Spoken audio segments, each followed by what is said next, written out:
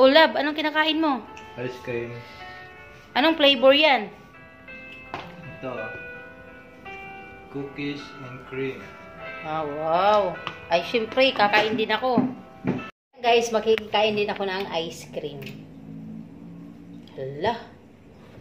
Maghapon kami may choir practice. Tapos mag-ice cream, baka mapaos ako. Isa nyo nga lalahanin kahit hindi.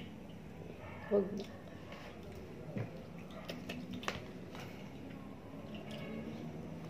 Sakto lang yung cover ng motor.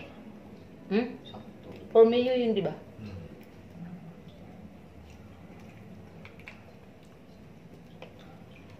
Sarap rin pala to. Ano nga pala yung masasabi mo doon sa ano? Okay naman, masaya.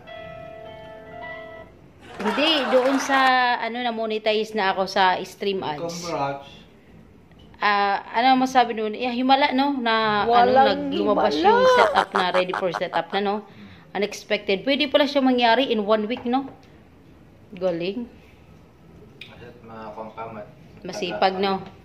Masipag mag-upload no. Ano masasabi mo doon sa mga nag-upload din? Pagka may inip, darating din yung pagkakataon. Upload. Sikat pa ba ngayon ng YouTube? Ano mo?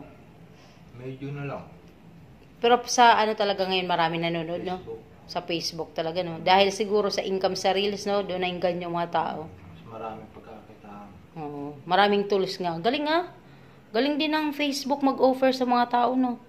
Tapos wala nang ginagawa ngayon ng mga tao kundi mag-release na lang no. Mas nadaig pa nila ang YouTube ngayon.